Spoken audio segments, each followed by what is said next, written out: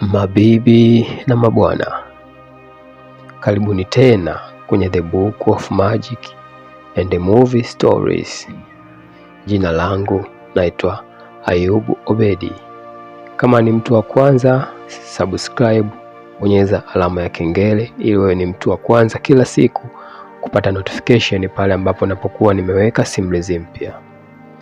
Na hii ni simulizi yetu iitwayo Dunia ya Kuzimu, sehemu ya 3. Karibu sana kwenye hatua ya 3. Tunaanza pale pale tulipoishia. Nyote mnakaribishwa.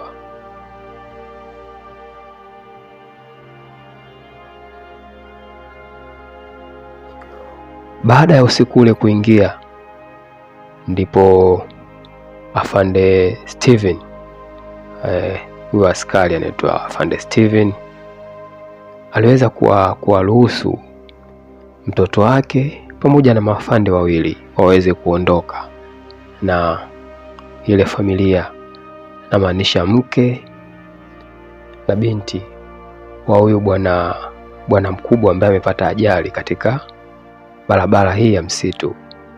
Halafu yeye akasalia kubaki katika hii gari, yeye pamoja na daktari, ili kumsaidia yule bwana mdogo, kwa sababu amepata ajali mbaya na alikuwa amechomwa na kitu chenye ncha kali katika mguu. Na hapo ndipo bwana mdogo akaanza kupandisha degedege. Unajua degedege ni homa kali, yani degedege inaweza ikapelekea hata matatizo katika ubongo au kupoteza maisha. Kwa degedege ilikuwa ni kali, lakini daktari aliendelea kumsaidia kadri alivyoweza ili kuokoa maisha ya yule bwana mdogo. Na ndipo nje ya lile gari usiku ule, wenyewe wakiwa ndani ya lile gari, kama unavyojua kila inapofika saa 12 jioni, kiza kinapoingia, basi wale majini na wale mashetani huanza kutafuta nyama za watu na damu za watu ili tu kuhakikisha haja zao zinajikimu. Na hapo wale majini na wale mashetani, baada ya kuliona lile gari, walisogea taratibu na kisha wakaanza kuita kama kawaida yao.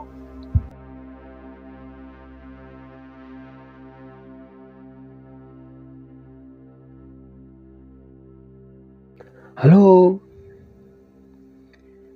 mnahitaji msaada? Mmepata ajali, tunaweza tukawasaidia? Yule Afande Steven akasema, no, usifungue mlango, tafadhali usifungue mlango. Sasa huyu bwana mkubwa akasema, bwana, hawa ni watu wamekuja kutoa msaada. Yule bwana Afande Steven akamwambia, hapana, hawa sio binadamu. Wewe hiki kijiji ukijui vizuri, hii dunia hauifahamu vizuri. Hii dunia tunayoishi sisi sio dunia uliotoka. Usifungue mlango, hawa sio watu wala waweza kukupa msaada. Vuruma ilikuwa ni kubwa, yani ilibidi bwana mkubwa huyu Afande Steven, ilibidi sasa amkamate kwa nguvu, amkabe ili aweze kumtuliza. Jamaa alikuwa haamini kabisa. Unajua mpaka leo alikuwa hajui chochote kinachoendelea na alikuwa hajaambiwa ukweli wa aina yoyote. Kwa hiyo ilikuwa ni vigumu mtu kama huyo kumuelewesha na kuelewa. Lakini wale majini, wale mashetani, wale mamonster waliendelea kugonga mlango wa ile gari wakihitaji kufunguliwa kuingia ndani. Walikuwa wanahitaji damu ya binadamu, walikuwa wanahitaji nyama za watu, walikuwa wana njaa. Siku zote ndo maisha yao, wanakunywa damu, wanaishi kwa kunywa damu za binadamu, na vile vile wanaishi kwa kula nyama za watu. Na usiku ule tunatoka kule katika ile ajali, sasa moja kwa moja tunaenda moja kwa moja mpaka kwa wale ambao waliondoka na ile gari ndogo. Walikuwa ni watu 4, mama mmoja akiwa na binti yake na maafande wawili wa kiume. Afande mmoja alikuwa ni mtoto wa ule bwana Steven, na pia afande mwingine alikuwa ni afande tu wa kawaida. Baada ya kufika pale kijijini, kiza kilikuwa kimeshaingia.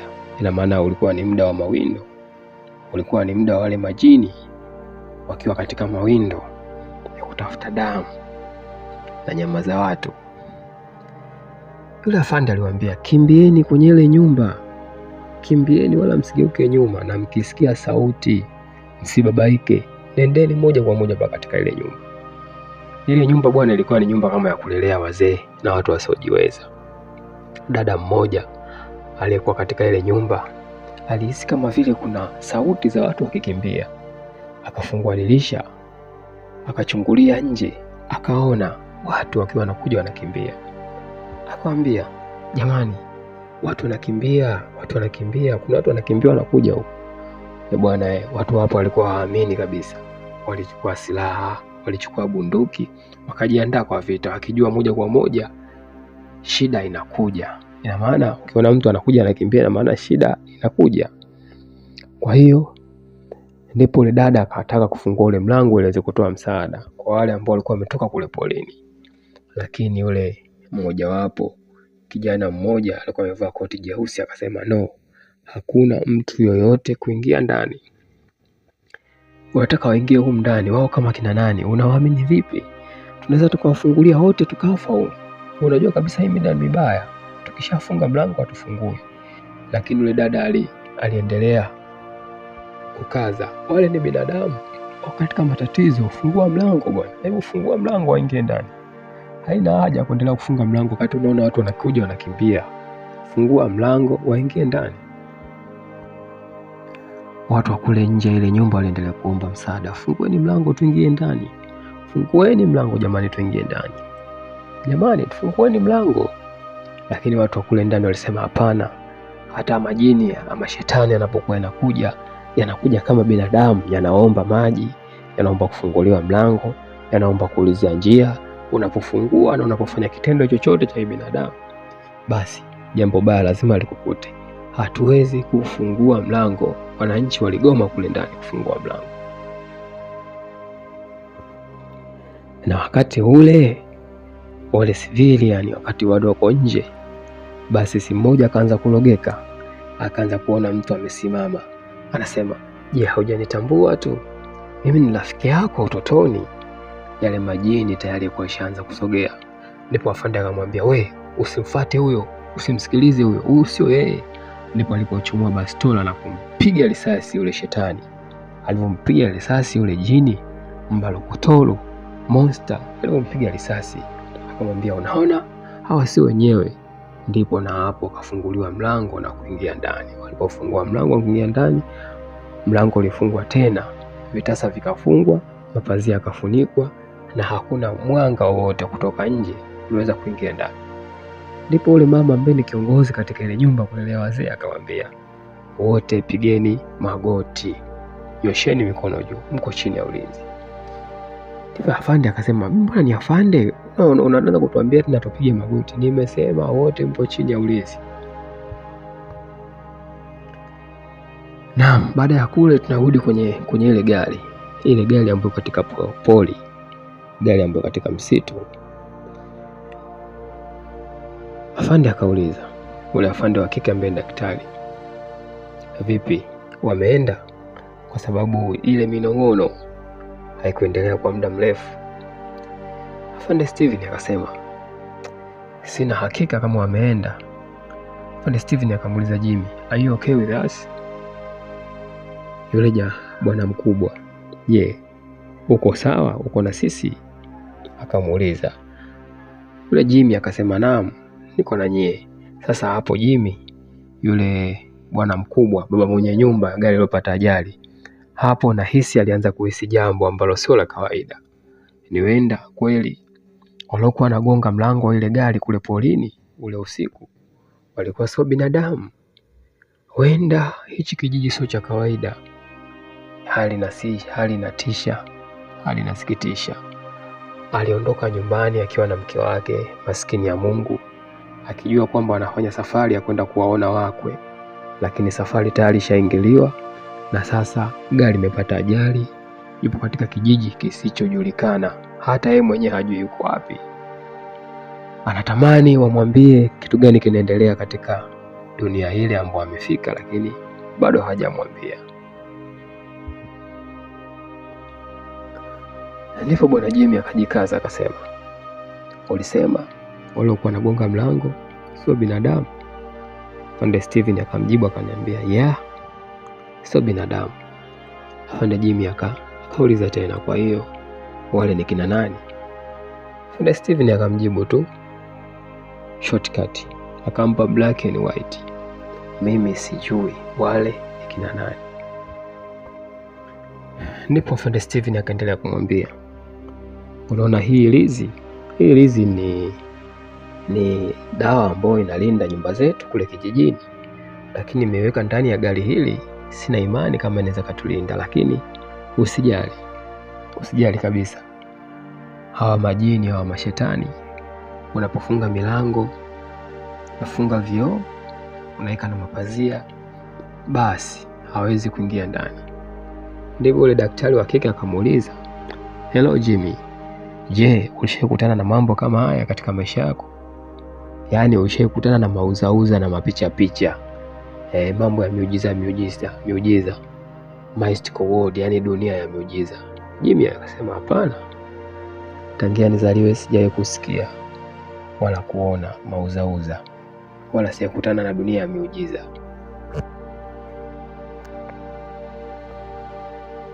Na sasa tunatoka kule katika msitu, tunatoka moja kwa moja kule porini katika ile ajali, tunarudi kijijini katika ile nyumba ya kulea wazee ambayo ile familia imeingia ndani kujificha. Yule mama mmoja ambaye ndio kama in charge, kama kiongozi katika ile familia, alimfungulia yule mama ambaye ameingia ndani katika ile nyumba na binti yake. Yule mama akauliza, where is my daughter? Binti yangu yuko wapi? Yule mama akamjibu akamwambia, binti yako yuko salama, wala usijali, yuko chumba cha pili amelala, amepumzika kwa sababu ya uchovu, nafikiri wa pilika mlizokutana nazo. Ndipo yule dada akauliza tena, sasa kwa nini mlitufunga? Kwa nini mmetufunga kama wezi majambazi? Ndipo yule mama akamjibu, tulikuwa hata kujua kama nyie ni wa ukweli au sio wa ukweli, kwa sababu katika dunia tunayoishi unaweza kumuona mtu ni binadamu lakini kumbe sio binadamu, akakugeuka, akakuua, akalamba damu yako, akakunyonya, akakukausha, ukabaki kama mti mkavu. Kwa hiyo tunataka kuwafunga ili tujue nyie ni binadamu ama sio binadamu, kwa hiyo mtatusamehe sana, yule mama alisema. Kisha yule mama akaendelea kusema, nadhani itakuwa ni ngumu kuelewa hata kama nikikueleza maisha tunayoishi katika kijiji hiki na matatizo tuliyokutana nayo. Kila watu waliofika katika hichi kijiji, kila unayemwona alifika kama wewe. Alifika, baada ya kufika akajikuta anazunguka hapa. Kwa hiyo hii tunaita ni dunia ya kuzimu. Kila anayefika hapa hawezi kutoka. Kuingia ni rahisi, lakini kutoka ni ngumu, huwezi kutoka. Kwa hiyo taratibu utanielewa, usiwe na haraka. Yule mama aliendelea kumtia story. Yule mama akasema, nahitaji kumwona binti yangu. Hizo simulizi zako na hizo story zako unazonipa, hata siku ile ninachohitaji ni kumwona binti yangu. Yule mama akamwambia, sawa, nataka kumwona binti yako, usijali, binti yako yupo utamuona, lakini tuzungumze kwanza, ujue mbichi na mbivu, ujue hapa kuna nini na jambo gani unatakiwa kufanya na ni jambo gani unatakiwa kufanya na uishi vipi katika hichi kijiji. Binti yako yuko mikono salama, kwa hiyo ninachokuomba tuendelee tu kuzungumza kwanza. Yule mama aliendelea kumwambia, wewe kaa tuzungumze kwanza. Unapaswa ujue katika hapa tunapoishi kila mtu alifika kama wewe, ila nitakuwa ujue kitu kimoja, na hii itakusaidia katika maisha yako. Ndipo yule bi mkubwa akamlamba swali, akamuuliza, unafahamu majini? Je, ushawahi kuona mashetani? Je, ushawahi kuona mizimu? Ushawahi kuona mtu ananyonywa damu na kukaushwa kama mti mkavu? Yule mama alianza kumtwanga maswali yule dada baada ya kufika pale. Maki anaendelea kuchonga sana, kwa hiyo ilibidi aanze kumpa black and white. Alianza kumwambia, je, unafahamu majini? Unafahamu monsters? Unafahamu mazimwi? Basi hao ndio wanaoishi katika hichi kijiji, lakini huwa wanakuja kiza kinapoingia, na kila wanayemkuta nje basi wanamnyonya damu na kutafuna nyama yake. Na mazungumzo yalipokuwa yanaendelea kati ya yule mama na yule mama wa huyu binti ambaye yuko katika chumba cha pili. Katika hicho chumba cha pili yule binti alikuwa amefungwa, na kuna dada mmoja aliingia akaanza kupiga naye story. Yule binti akaanza kumuuliza, dada, kwa nini wakati tuko kule nje tunaomba msaada mlikuwa mhitaji kufungua last night? Yule dada akamwambia,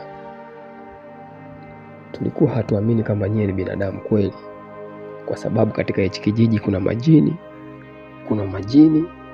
kuna mashetani, kuna mazimwi, kuna monsters ambao wanakunywa damu za watu na kula nyama za watu. Kwa hiyo tulikuwa hatuamini. Ndio maana nikalengwa na bunduki, kuna mtu ataka kunipiga risasi. Dada akamwambia, hapana, hakuna mtu ambaye angeweza kupiga risasi. Sisi tunaamini katika binadamu wenzetu. Tuliwagundua kwamba nyinyi ni binadamu, kama tukawafungulia mlango mkaingia ndani. Na kama tusingekuwa tunawaamini, basi tusingewafungulia mlango, na nyinyi nyote mlikuwa mshakufa. Yaani mngekufa, hakuna mtu ambaye angesalia kuwa mzima, kwa sababu wale majini chakula chao ni binadamu na damu ya binadamu, kwa lazima wangewamaliza. Hichi kijiji sio kizuri, na wewe kama umefika kwa staili yako, yani kila unayemuona katika hichi kijiji basi amefika kama wewe. Kila mtu kafika kwa staili kama yako wewe, hakuna aliyekuja kwa staili yake. Yani kila mtu kaja akafika akapotea na amekosa njia ya kutoka. Kwa wote unaotuona hapa tumekosa njia ya kutoka. Sisi wote ni wahanga ambao tunatafuta njia. Na baada ya muda yule binti akamfungua kamba yule msichana. Baada ya kumfungua kamba, akamuingiza kwenye chumba ambacho kwa ni chumba cha uchoraji, chumba chenye michoro mingi. Yule msichana akasema, I say, chumba ni kizuri sana.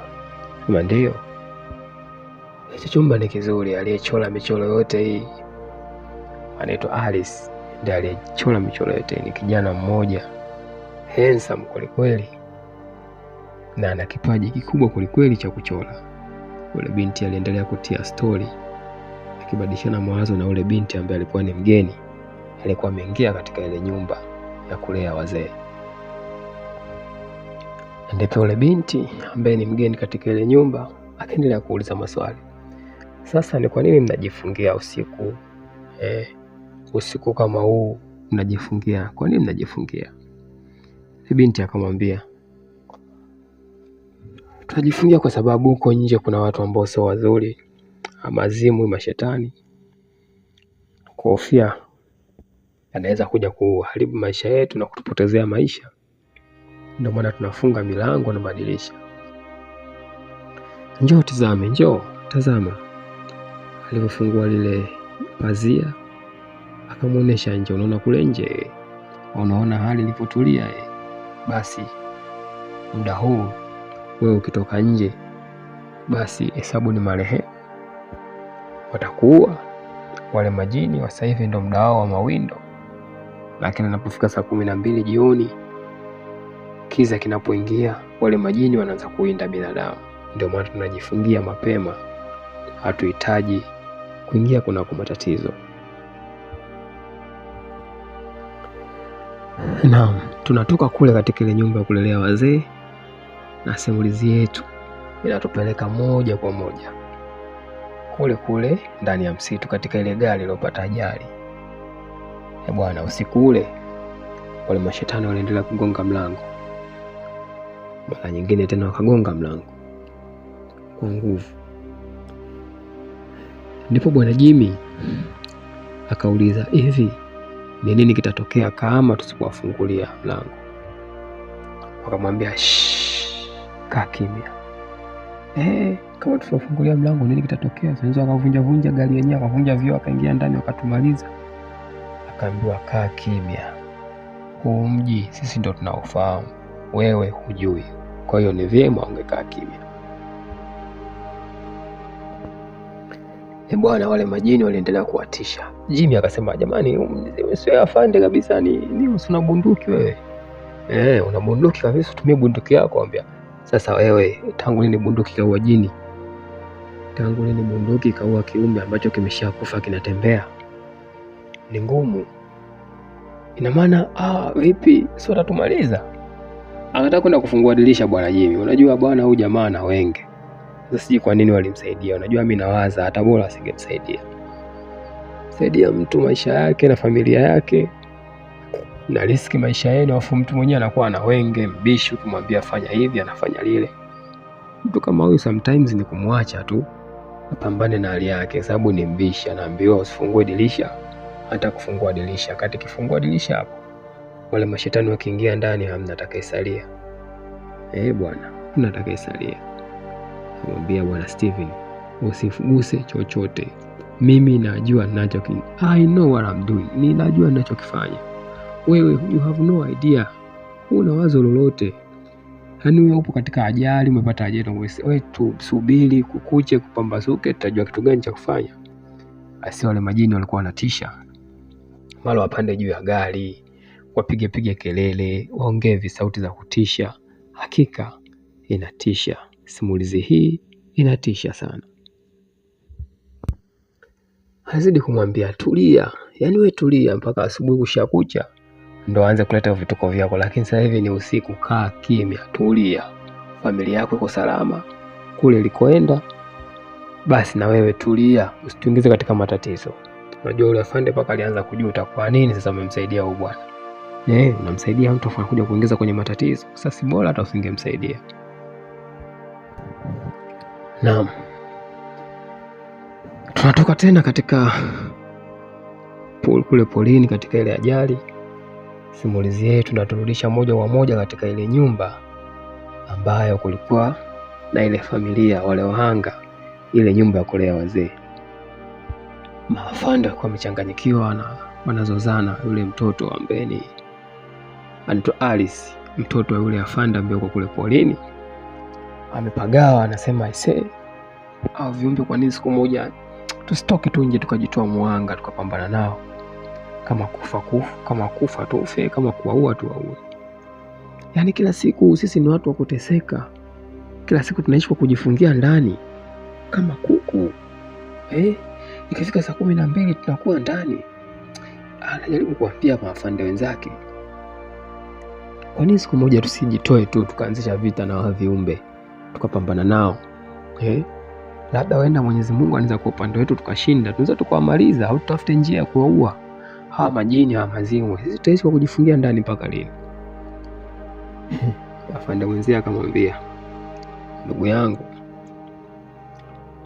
sasa wewe naona sasa unakuelekea ushaanza kupagawa.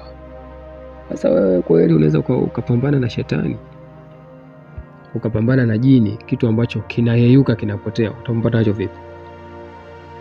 Au ajali iliyotokea kule, umefikiria baba yako umemwacha kule polini katika ile gari, basi akili yako imevurugika kwa kiasi kikubwa. Hebu acha wenge bwana, acha wenge. Tuliza akili yako, acha kupagawa. Tukisema tupagawe na sisi kama ulivyopagawa, mara tungepambana na hawa majini, hawa mazimu, basi tutapagawa. Mwisho wa siku tutafungua mlango, tutatoka nje tukapambane nao, basi wote tutakufa hapa, hakuna atakayebaki. Kwa hiyo hayo ni mawazo mabaya. Hatuwezi tukakuruhusu endelee kuanza vitu vya kijinga kiasi hicho. Unaanza kupambana na majini afu ni binadamu. unaweza kupambana na kitu ambacho kinakula nyama za watu, utaliwa ndugu yangu. Hebu acha wenge bwana. Bwana mkubwa alikuwa amedata. Huyu Alice mtoto yule ya Afande Steve alikuwa amedata katika hii nyumba kulelea wazee. Unajua maisha muda mwingine inabidi unajikuta unaweza ukafanya kitu au ukawaza jambo ambalo sio kawaida kwa binadamu wa kawaida kuwaza. Na hichi ndicho kilichomtokea bwana Alice mtoto yule ya Afande Steve katika ile nyumba kulelea wazee. Kwa hiyo hapa cha muhimu ilibidi watulize tu vichwa. Wasijigombane, wasibishane, wasubirie usiku ule ukuche, kupambazuke. Alafu asubuhi itakapofika watakuwa washajua jambo gani la kufanya. Tofauti na hapo ni changamoto kweli. Ni mtihani sana. Yaani maisha hakika ni magumu. Usiku ule ulikuwa ni mrefu. Sio kwa wale waliokuwa kule polini. Usiku ule ulikuwa ni mrefu. Sio kwa wale ambao walikuwa huku mjini, kijijini, katika ile nyumba kulelea wazee. Usiku ule ulikuwa ni mrefu. Mauzauza, hakuna aliyelala. Sijaona mtu akilala. Wote wako macho. Wanazunguka, wanajadiliana, unajua matatizo yashachoka. Na wanatamani angalau waweze kupata msaada, lakini wanashindwa. Msaada watapata wapi?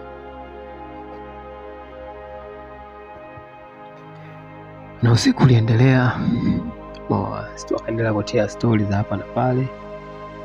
Lakini katika ile nyumba, yule mama, kuna mzee mmoja wa Kichina ambaye tulimuona kabisa mwanzo kabisa simulizi yetu. Alikuwa anapenda sana kucheza draft. Alikuwa anamtia stori. Wanamtia stori, kubadilishana mawazo, kubadilishana hili na lile. Usiku ukiendelea. Na hapa hatua yetu ya 3 ya simulizi hii ndio inaishia hapa. Ndugu mtazamaji, kama wewe ni mtu wa kwanza katika chaneli hii, bonyeza alama ya kengele, subscribe ili uwe ni mtu wa kwanza kupata notification pale ambapo napokuwa nimeweka simulizi mpya. Niandikie kwenye comment section unatazama kupitia wapi, kutokea wapi. Niandikie kwenye comment section unasikiliza kutokea wapi. Jina langu naitwa Ayubu Obedi. Tukutane katika sehemu ya 4 ya simulizi hii ya Dunia ya Kuzimu. Pale ambapo tumeishia ndipo ambapo tutakapoanzia. Tafadhali